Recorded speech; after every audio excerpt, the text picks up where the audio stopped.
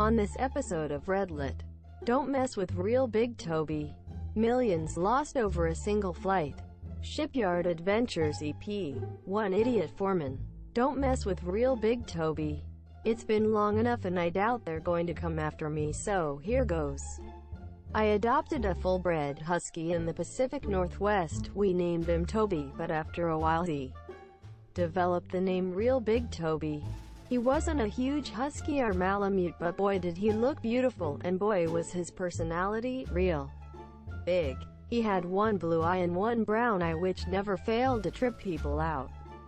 On top of that, he was a huge ham, loved attention, and would actually talk to you about how his day was going.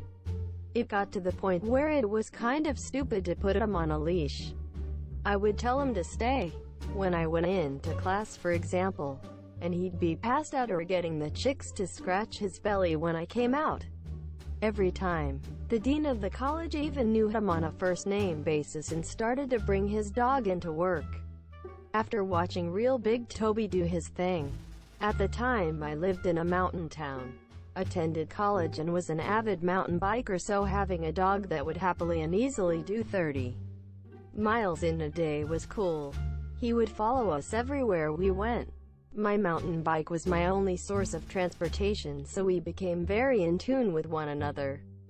He was a husky, after all, so you could tell when he ran that this was exactly what he was born to do. Toby was such a super good boy. He listened, paid attention, and never left my side. He had a seat designated for him on the deck at the local coffee shop, which meant you had to walk by him and try to resist giving him a scratch if you wanted to go inside. It got to the point where just about everyone in this fairly small town got to know Toby on a first-name basis. Every once in a while on mountain bike runs we would get separated, or Toby would just get sidetracked on the way down the hill. It was such a small town that, in the few times it happened, he was back with me by the end of the day. The police all knew him from around town. The pound knew him, so if anyone called they'd just give them my number. One day it happened again. He got lost on the way down the hill. Only this time, he didn't come back. No call, nothing. For days. It got to the point where I started asking around town. If you've ever lived in a small town, you know, it's hard to keep a secret. After about a week, a friend says he saw Toby and tracked the guy down and gave him my number. He never called. After searching, trying to find this guy, the first finally got a breakthrough. He worked at the college. Now, I'm aware how stupid people can be when they receive an animal. Toby was ripped. You could see his muscles bulging out of his fur. He didn't have an ounce of fat on him because, you guessed it, he was in excellent shape. I fed him mostly a raw diet, and what kibble he did get was the best you could buy. The first thing out of this guy's mouth was to tell me that he's keeping my dog. You don't take care of him, monsieur, you don't even feed him, and he's such a good dog. He will be better off with me, he said. I became enraged. Well, like I mentioned, he worked at the school I attended. I also mentioned the dean hammed it up with Toby on a nearly daily basis. I didn't mention I had the dean's home number, though, so a call Saturday morning resulted in Toby being returned to me later that day. This guy had the nerve to, along with Toby, bring me a 50-pound bag of the shittiest store brand of dog food you could buy. I bought you this so you could feed him. Rage. Come to find out, this guy was in charge of a research project for the school. It was very easy to figure out where his office was. I went to his office with a plan of returning his food and chewing him out in front of his colleagues. He wasn't at his desk, so I did the most natural thing I could possibly do. I turned the 50-pound bag of dog food upside down on his desk computer. Stacks of papers to the point where it formed a perfect mountain on top of his keyboard. Truly an awesome sight. Knowing loose lips sink ships, I didn't tell anyone but my close friends. The school brought misconduct charges against me. The hearing was in front of a board of other students and staff, and well, I don't know what happened to the bag of dog food. I was telling the story to a bunch of guys, and one of them asked me for the bag. That's the last I saw it. All charges were dropped. The asshole that tried to steal real Big Toby had it much worse. 50 fucking pounds of dog food on top of your research project. As it turns out, doesn't bode well with management. For reasons unknown, 2 days later he was fired from the college. Not only did they fire him, but put a restraining order on him and had to change the locks to the building.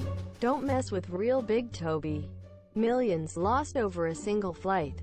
I was doing some hour training at work today and the hour rep told a story which was given as an example of one of the consequences of poor customer service. When my coworker was going to be married, the wedding was out of state so as to be closer to his and the bride's families. One of his friends who was going to be in attendance had to fly coast to coast across the US in order to attend the day of the wedding. His flight was cancelled, and the airline refused to rebook him a flight in time. And on top of that were not at all kind or hospitable. As a result, he missed his good friend's wedding, and this pissed him off. What the airline didn't know was that this particular person worked as a travel agent. His job was to book commercial flights for large groups. This airline was one of the bigger international airlines based in the US, and someone he would normally consider when booking flights. However, after this airline refused to rebook his cancelled flight and caused him to miss his best friend's wedding, he refused to even consider them as an option for his clients. He was so pissed off by the airline's customer service that he even kept track of how many times he could have booked a flight with them, but instead chose another, perhaps even more expensive option.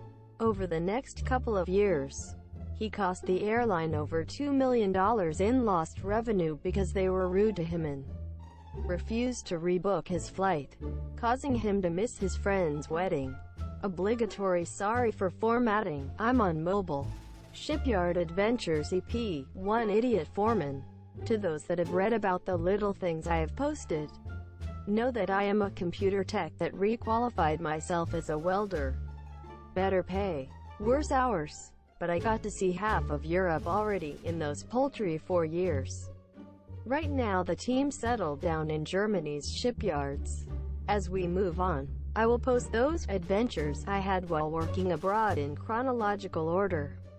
It has also come to my attention that you do not appreciate my using textbook English to format my happenings. One would think you would appreciate making my posts easier to read. But I digress. Let's do it your way. On to the story. When I was new in the shipyard business, I didn't know anything else than to weld and cut some light metal. Fortunately, welders are in high demand, so the crew took their time to help me learn the skills I needed. Succeeded. These guys are awesome, and we are now tight like family. One of those skills that I needed to learn was the use of a metal drop saw. When cutting metal with a drop saw, you have to be careful as it is a powerful piece of machinery. If anything goes wrong, you will have to go explain to your boss why is a piece of half-cut square tubing sticking out of your skull. Lol. You have to make sure that the saw's grip is tight and that you cut with feeling, as applying too much pressure will clench the metal and send it flying anywhere across the room as soon as you cut through. This fact will become important later. But now let me introduce you to Idiot Foreman. He is half German, half Netherland asshole with a messed up quasi-German speech that sounds like he is chewing poo in his mouth while talking. He is the kind of person that even if you see him for the first time, you are sick of him already. He doesn't have a clue about the job. He looks for every excuse to cut your hours, and he constantly writes people to work faster. He even tries to run them out of their legally mandated breaks.